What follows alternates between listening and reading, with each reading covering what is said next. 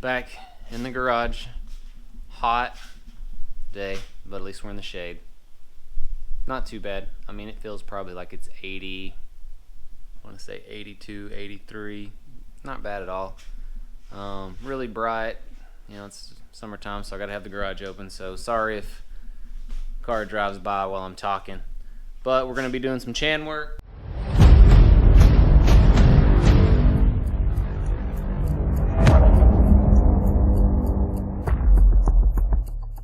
I got my manifold back, which it had a leak, so the factory pipe, you know, I just bought it brand new.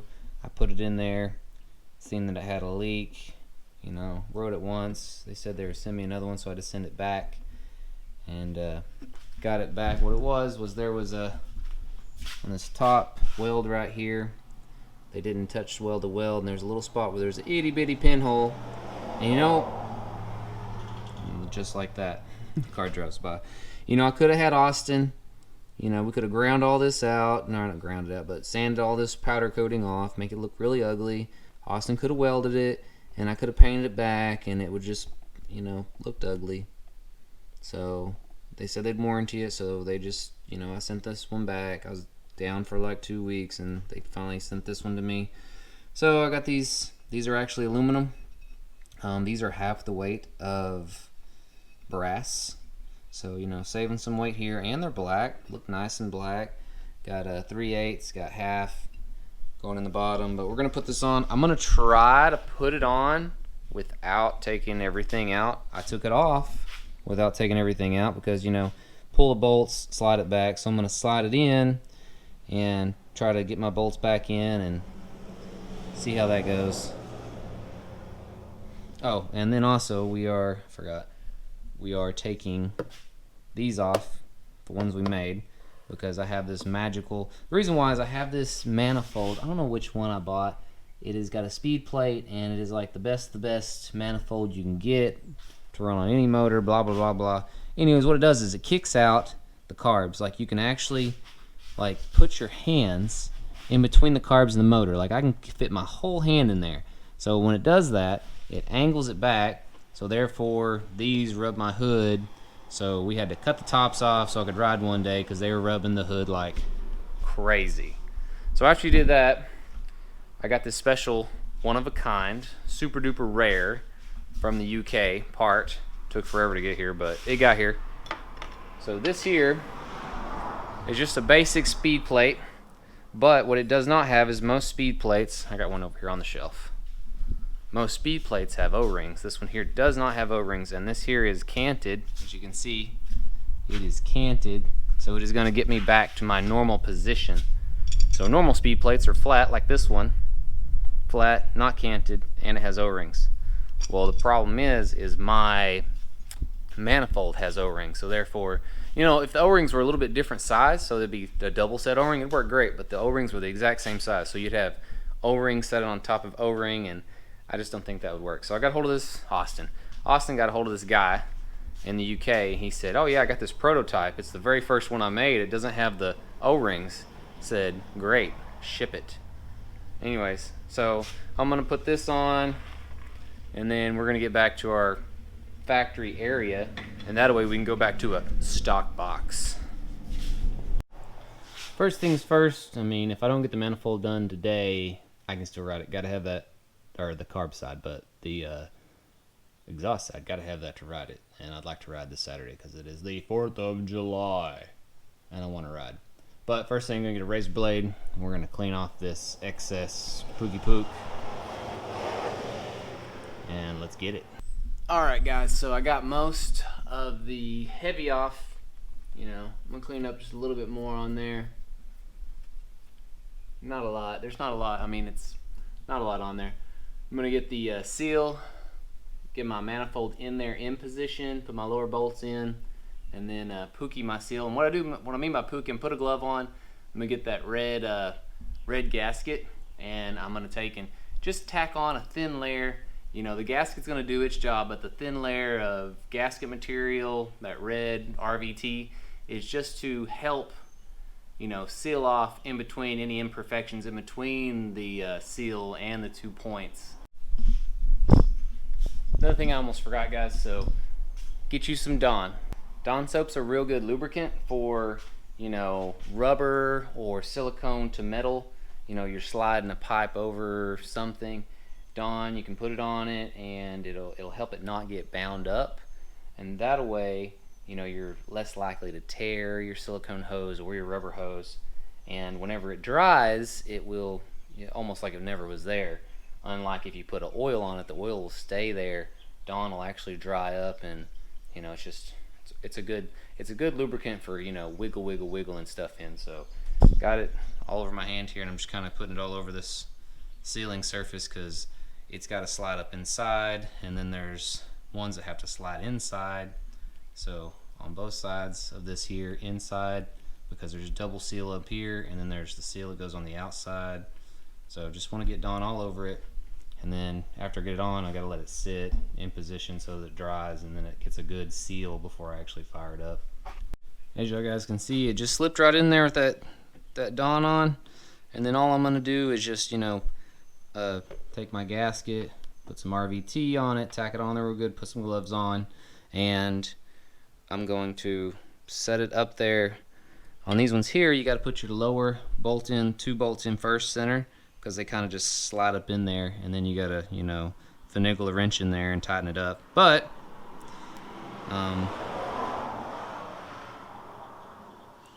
gonna do that, slide it up in there, and then put this Dawn in there, like literally she just kind of just whoop, and then she's gonna slide on and get her all kosher, and then start torquing each one of these on, snug them up, torque them, retorque them, check them, and then hook my lines up. And we're gonna be good to go on that. Be done. That was way quicker than I thought it'd be. You like my Harbor Freight lights? Look at those suckers. Free with any purchase. These things are perfect. And if you look, I have a huge, well, they've been dwindling. My wife keeps sneaking them off and giving them to people, but, you know, got my little collection up there.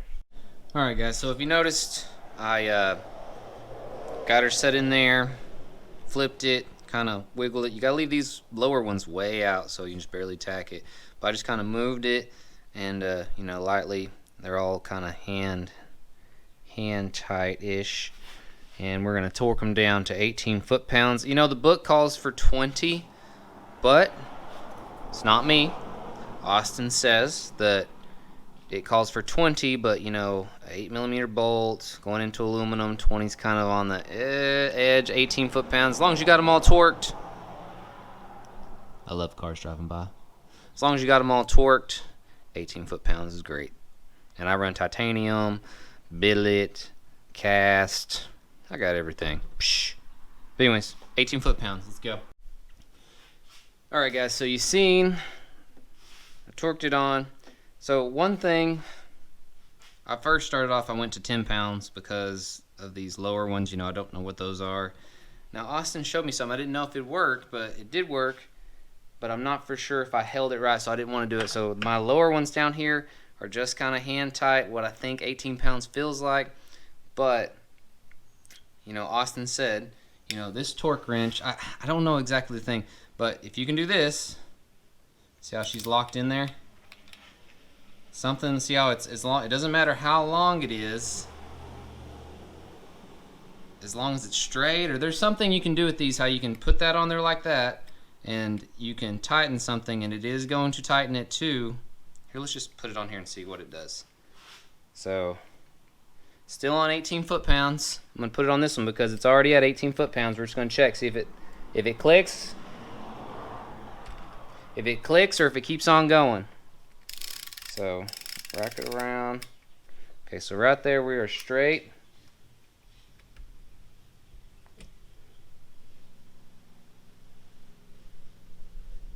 Now it's moving. Maybe if we turn it. Oh, maybe that's it. The length. It has to be horizontal maybe. Let's try that.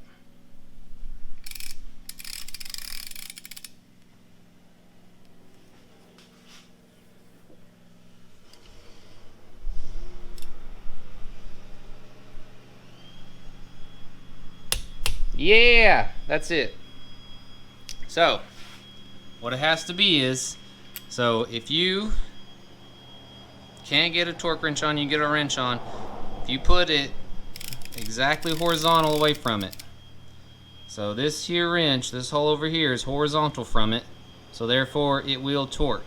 So now we're gonna torque those lower ones. Woo woo! Woo! 18 foot-pounds, boy! Get some! Thank you, Harbor Freight, for putting these $20 torque wrenches. Now, you're right. It's Harbor Freight. Is it probably 18? No, it could be 19. It could be 17. It's Harbor Freight. This thing's probably not dialed in as well as others. But all those are the same, so it don't matter. If they're all 17 or if they're all 19, they're all the same. Boom. Get it. So I did a little work without y'all. I went ahead and got everything tightened down. These clamps here, I like to see whenever you get it, there is actual too tight. So if you go too tight, these clamps can cut your silicone gasket or silicone hose or whatever. So usually when I start to see it pooch, like, you know, it'll start to pooch up over the clamp. It'll kind of be protruding up. Same with these water hoses. You can see like it kind of gets real thin right here and kind of pooches back up. You know, you want it just a certain tightness, not too tight, not too loose. But I got my 3/8 on top, and I got my 1/2 inch cooling on bottom. You can see the big green one down there. And you know, it's pretty much got it all torqued in, 18 foot-pounds. I put my negative cable straight to the case. These bolt holes right here is where the stock exhaust used to go. It's just an extra deal, so that's where I put my ground. And it runs right back here to the back where my battery box sits. Get you some light down there. My battery box, she sits right down there. Looks like a hairball mess, but it's got a purpose. Next thing we're going to do is we're hope to God we're going to get rid of these. So these are something me and Austin made. These are actual Yamaha single carburetor covers, but because, wait for the car, wait for it, ready. All right, but since I have a special super duper nice best of the best car or intake manifold, it kicks the plate out, so it made my my air boxes rub into my hood. So we had to cut the tops of them and put these super sweet things on. So we're taking these off, and hopefully this angled majigger here is going to get us right where we need to be. Super rare. And of course we got our plate. Going back with the stock box. You know, you're probably like, stock box? Why stock box? Stock boxes are probably the best water defense you can ever have. I mean, this one here's kind of been modified to the moon and back because of fitment issues and whatnot. I might clean it up, or you know, I've got like 2 other ones sitting there on the shelf. I might go with a cleaner looking one if I don't have to.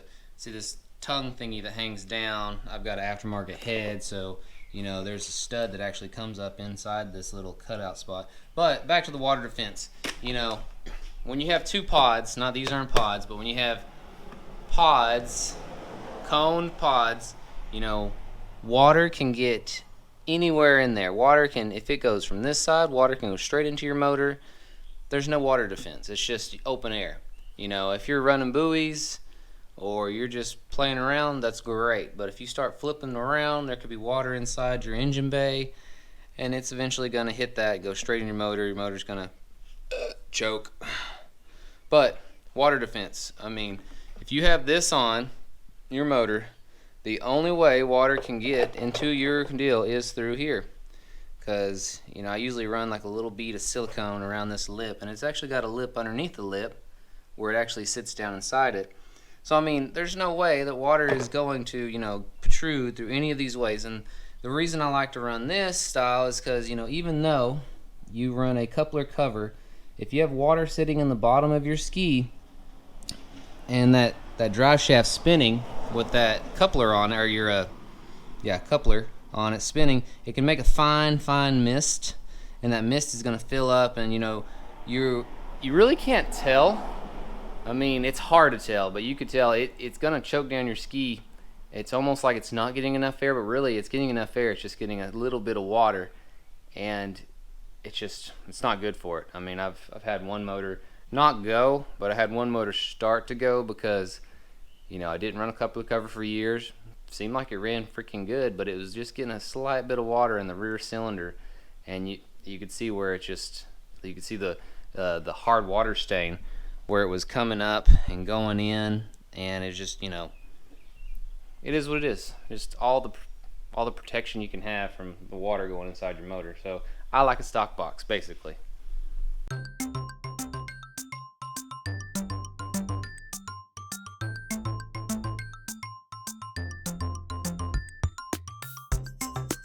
Gonna be taking a break now because I need to get a fan. It's starting to get hot. And this is why the reason I work at Austin's is because I need a tool and I don't have it. So now I'm going to have to run into town, which is literally like a mile, and buy a tool so I can do 2 bolts. 2 bolts to get a stupid. So the speed plate is held on by 4 of these. These are 6mm Allen head. Anyways, so I can't get to these other 2. I got 2 out, and I can't get these other 2 because there's stuff in the way. And my super sweet Allen wrench won't fit. It kind of gets a bite, but it's in there real tight, so I can't get it. So, gonna have to run to Harbor Freight. Yeah, can't get a bite. And get some shorties, some little short, you know, 6mm Allen wrenches, so I can, you know, get it down in here and get in underneath this and hopefully get it out. Yay. So I ran to Harbor Freight as expected, and I got me some shorties, but I had to even cut them down. So I cut about 1/4 inch off this end. I cut about 2 inches off this end to get it to fit in that little bitty shitty spot. They call it a speed plate, but it's more like a headache plate.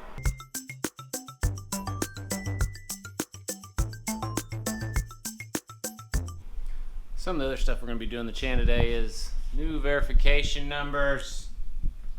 So, going to be supporting Austin since he helps me out all the time. Like, there's no way I could have the stuff that I do without having expert help. I'm just a homeboy in a garage, just got jet dreams, and that shit's almost like, it's almost NASA level. I mean, there's so, I mean, if you think you know 2-stroke, or if you think you know how a jet pump works, you probably don't. Every time I turn around, he's helped me out left and right, put stuff together. So back to talking about Austin. I mean, everything. Like, if I didn't know Austin, I would not be riding this. I'd probably still have that one, because that one's kind of, I probably wouldn't have done as much to it as I have, but I'd probably kept it stock-ish. But this one here, you know, every time Austin's like, you need this, it's the greatest and latest, or, you know, rehome this one and put a top end in it because it needed after I bought it. All this titanium, he helps me out, you know, figuring out, you know, links, and it doesn't matter. Everything in here, Austin has helped me now. You know, my mechanical knowledge since I've been hanging out with Austin is probably 100 times, for sure 50, but just, you know, torque specs, Newton meters, foot pounds, inch pounds, tool knowledge, motor theory knowledge. I mean, I could just keep going. I mean, infinitesimal. So, you know, Austin runs a business, and so to help support him, I got these super sweet Advantage Marine, Kingston, Oklahoma. Look him up, you'll find him. Advantage Power Sports, Advantage Marine, Advantage Striper Guide, that's his dad. So just give some support.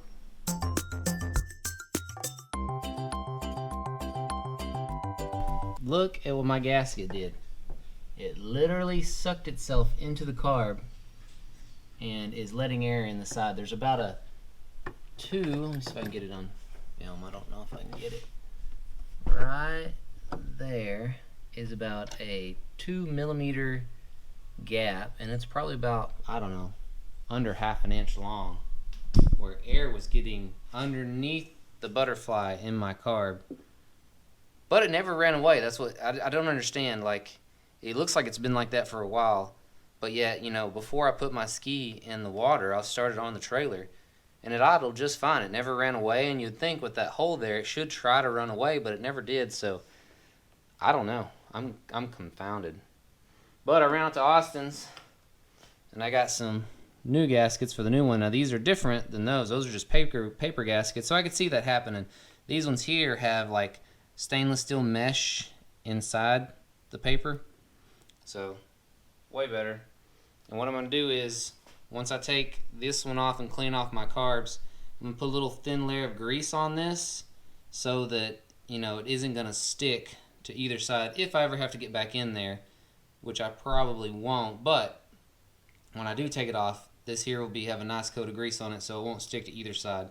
So anything that gets hot like that, always try to, you know, put some grease on the gasket so it doesn't get stick, and you rip it, and you know, is what it is. And then even if you don't reuse it, which I don't like reusing gaskets anyways, you got to clean off all that mess instead of just having to stick your new gasket on there and just go.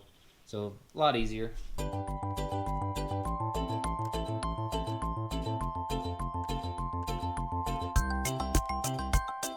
That doesn't know what a speed plate is, this is a speed plate. It is a plate that goes in between, wait for the car, it goes in between your carburetors and your manifold. And if you look down in here, you can see that instead of running a gasket, they've got these super sweet O-rings you see outside of the carb entrances, so that way it eliminates a paper gasket or metal gasket. And then so there you can just unbolt, yank your carbs off, adjust or change out jets or whatever. You just bolt this thing back on. This is a Boysen. It's got a special angle on it in the intake ramps, makes it better, blah blah blah blah. Henceforth, it was a very expensive piece of aluminum, overpriced.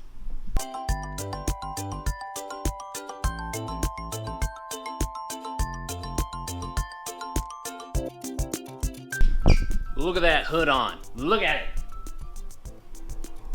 So, I didn't get to use the stock box I wanted to use because the damn thing, even with these risers off, the damn thing's still too tall. But there is an air box on it right now. So when you have a shelf full of super old parts, they come in handy every once in a while.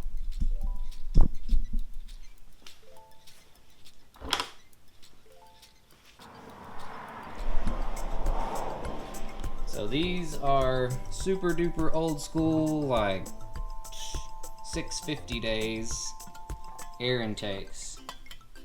Anyways, I just got them sitting on there. They're not bolted down yet, but I'm gonna clean them up a little bit, and they are gonna work. Bolt there, bolt them to it. Boom. Airbox solved. Hood clearance solved. Chan problems? There's gonna be more probably.